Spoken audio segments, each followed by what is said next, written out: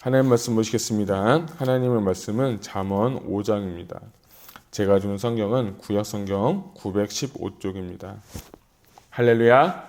오늘 새벽에 나오신 여러분들 환영을 축복합니다. 오늘 잠언 5장 어떻게 유혹을 피할 것인가 라는 제목을 가지고 오늘 말씀을 나누기를 원합니다.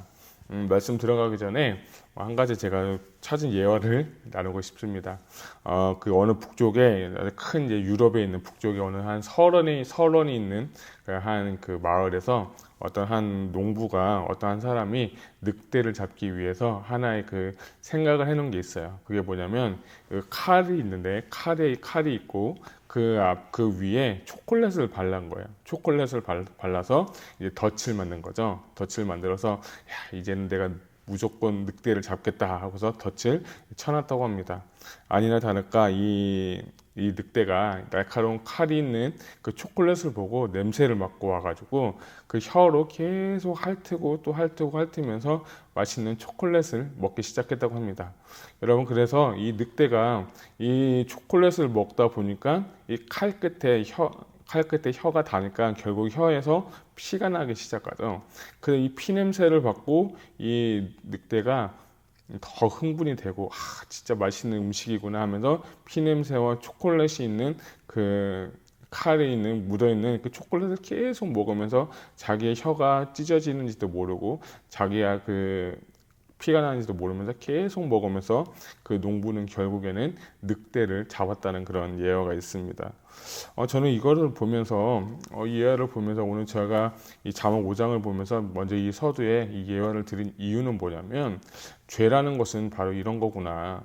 죄라는 것은 겉은 되게 유혹이 달콤해 보이고 참 우리 마음을 기쁘게 하고 아까 이 늑대가 피의 맛을 보면서 자신의 기분을 좋게 하고 이런 혼적인 영역, 우리의 지정의에 있는 그 모든 영역을 다 다스리는 게 죄의 그 어떤 영향력이거든요. 유혹하고 달콤하고.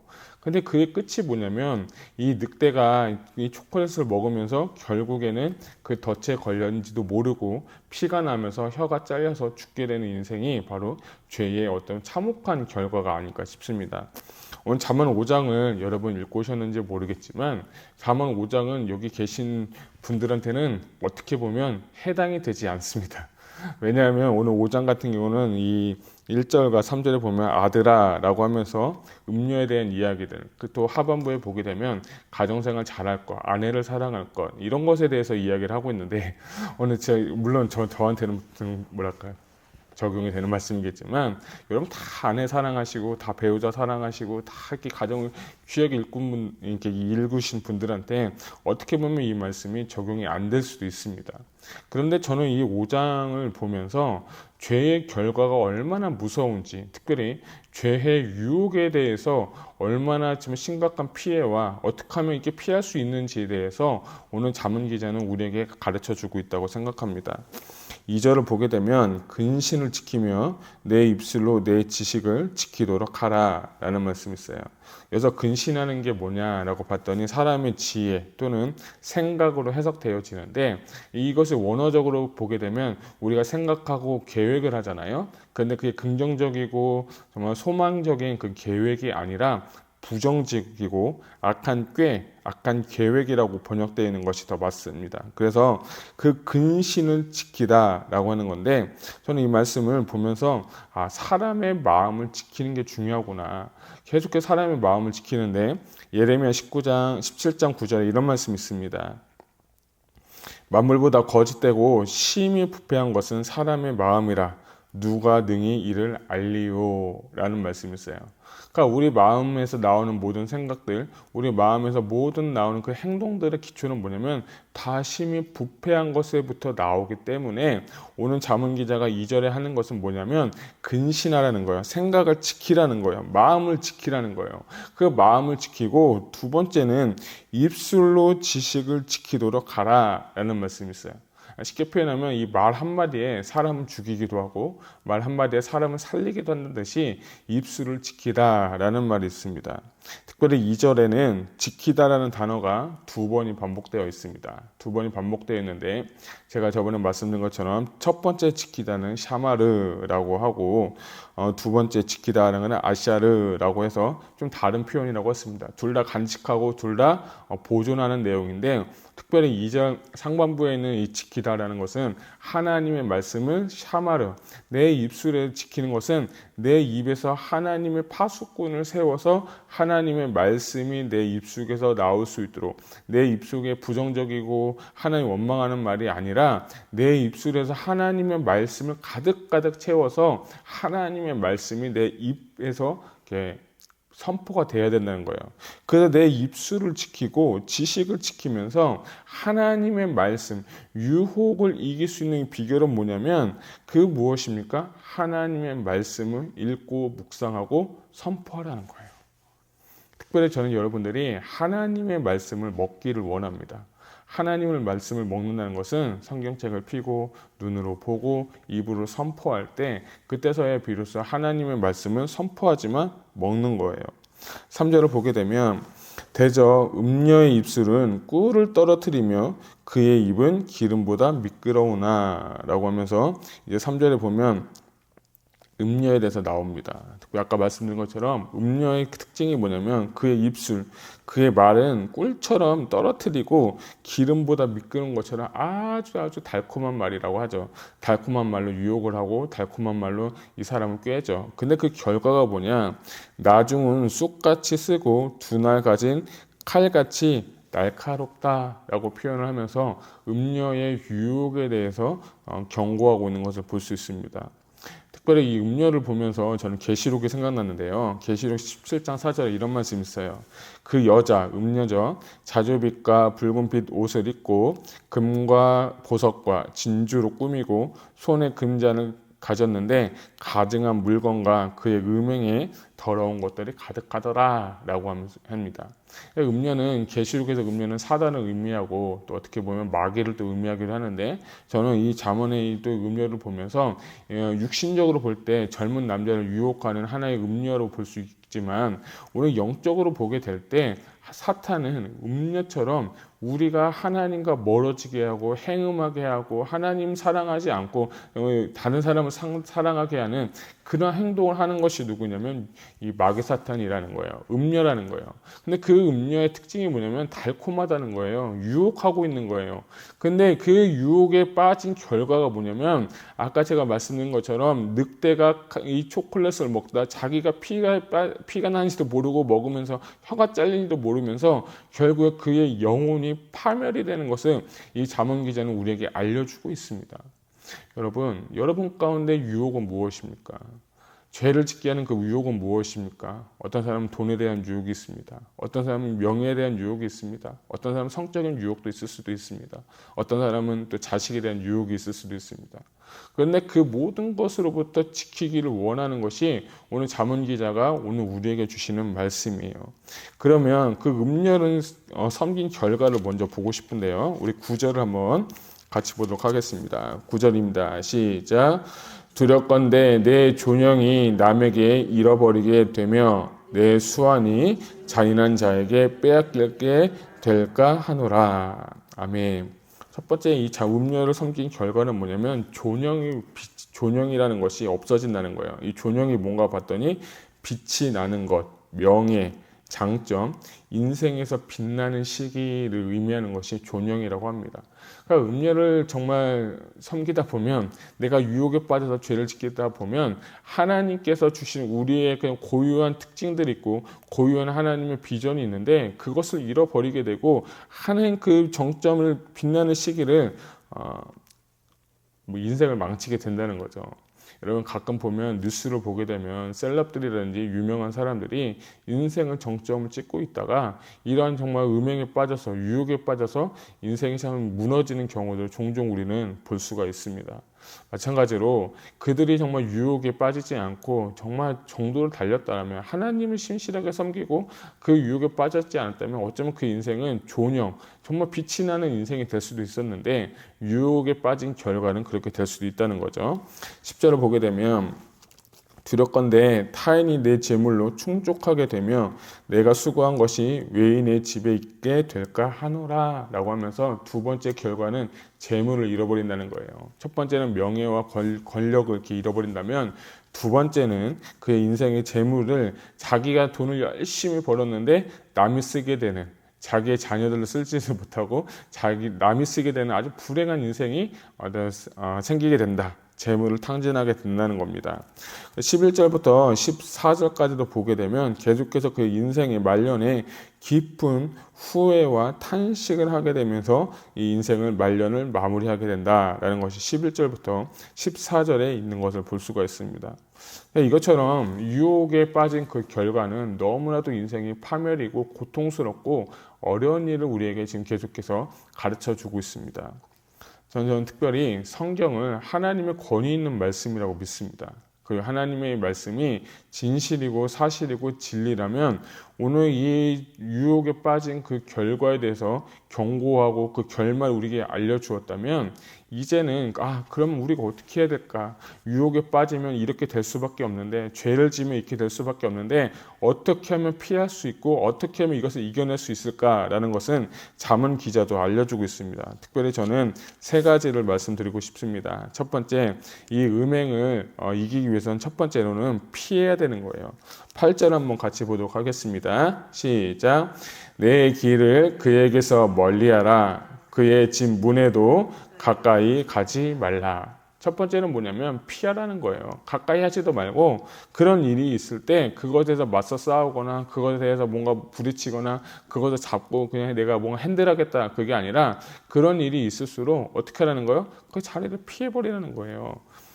지난주에 어떤 분하고 이렇게 이야기를 하다가 이것에 대한 참 인사이트를 많이 받았어요. 그분이 어떤 문제가 생기거나 어려움이 생기면 어떻게 하냐면 우선은 죄송합니다 라고 한대요.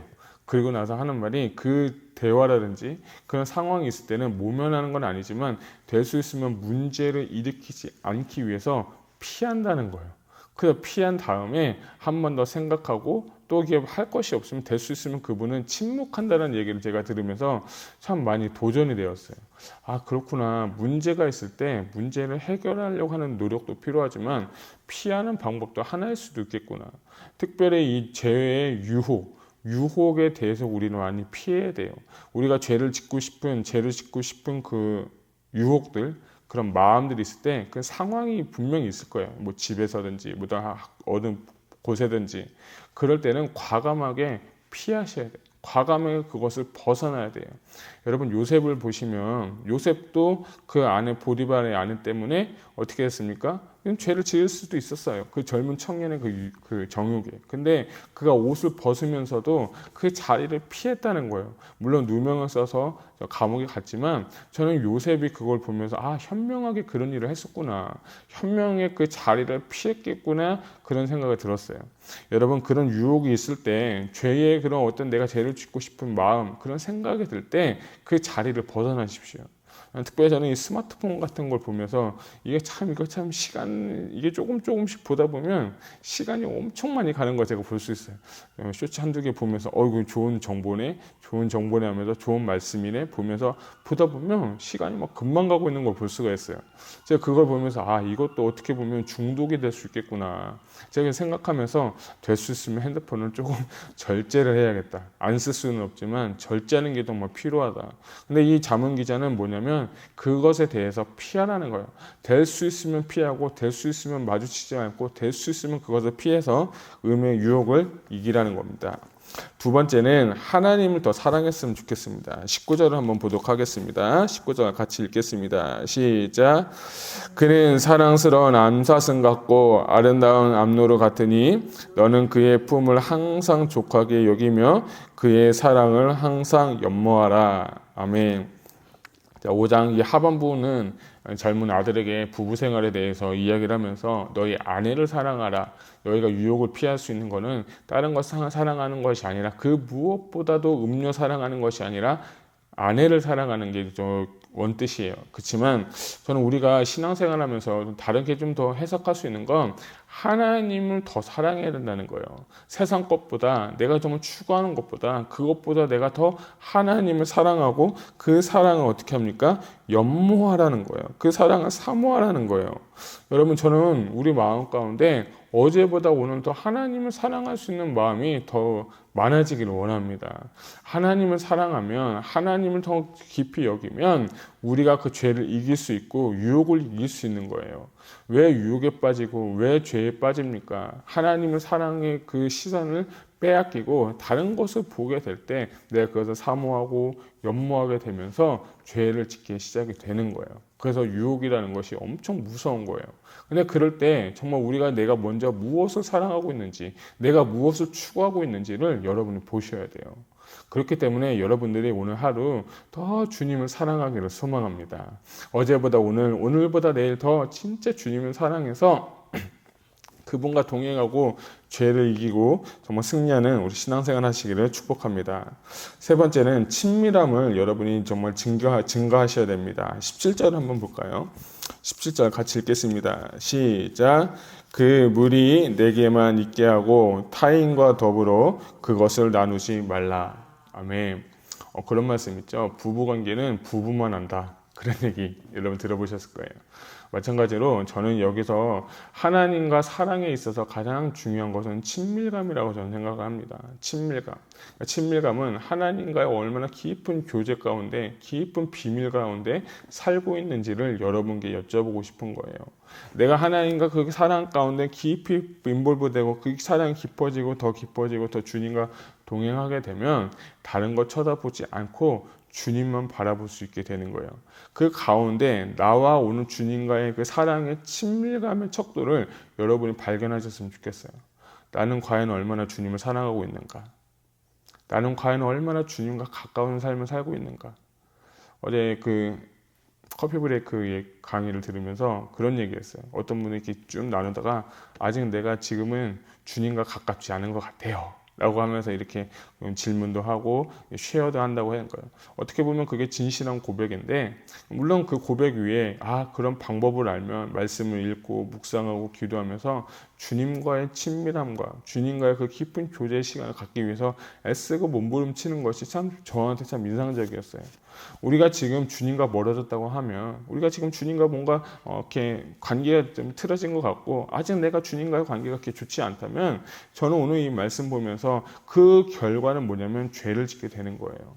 여러분 솔로몬과 다윗 아시지 않습니까? 다윗은 어땠습니까? 하나님 사랑하고요. 하나님 뜻대로 살려고 하고 노력하고 다윗의 장막을 지어서 24시간 예배하고 어떻게든지 주님과의 친밀감을 누리려고 노력했을 때 그의 결과가 무엇입니까? 그의 나라가 부국강병하게 되고 잘 되고 전쟁에 가서 이기게 되고 하나님이 그에게 사람이 받을 수 있는 모든 영광과 존귀를 다 주었어요. 그런데 솔로몬은 어떻게 됐습니까? 솔로몬이 정말 성전을 짓고 하나님의 여호와의 영광을 임재를 경험했음에도 불구하고 그가 우상을 섬기고 오늘 5장처럼 유혹에 빠져서 죄를 짓고 우상 섬기고 안 좋은 그 행동들을 많이 했을 때 하나님의 영광이 떠나는 결과가 있었습니다. 그 결과 그 나라가 둘로 갈라지게 되고 그 결과 둘로 나누어진 그 나라들이 포로가 되는 비참한 신세가 된 겁니다. 물론 하나님이 마지막에 다시 돌아와서 회복을 시켜주셨지만 만약에 솔로몬이 다윗처럼 하나님 뜻을 구하고 주님을 사랑하고 그 깊은 연합과 친밀감 가운데 살았다면 아마 그런 일은 없지 않았을 것 같지 않나 저는 그런 생각을 해봤습니다. 오늘 이 잠언 5장은 그런 걸 말씀하는 거예요. 오늘 당신이 누굴 더 사랑하냐? 오늘 당신이 누굴 더 주님과 친하냐? 오늘 당신이 지금 무엇을 지금 추구하면서 무엇과 함께 동행하려고 애쓰고 몸부림치냐고 이 잠언 기자는 오늘 우리에게 물어보고 있는 거예요. 그래서 유혹을 피하기 위해서 죄를 피하기 위해서는 하나님이 오늘 이 잠언 5장을 통해서 주시는 메시지가 우리 마음가운데 새겨지는 하루가 되기를 소망합니다. 우리가 정말 이 말씀을 듣고 결단하고 살려고 할 때 막상 살려고 하면 안 되잖아요. 안 됩니다. 절대 안 됩니다. 그래서 우리는 오랜 시간 기도해야 됩니다. 성령님 도와주세요. 성령님 나와 함께 해주세요. 내가 죄를 이기고 유혹을 이기고 시험을 이겨서 정말 실패하고 좌절하고 낭망하는 크리스찬이 아니라 죄를 이기고 유혹을 이기고 시험을 이겨서 승리하는 크리스찬이 되게 하여 주시옵소서. 오늘 이 결단이 오늘 하루 여러분의 삶이 결단이 되기를 주님의 이름으로 축복합니다. 기도하시겠습니다.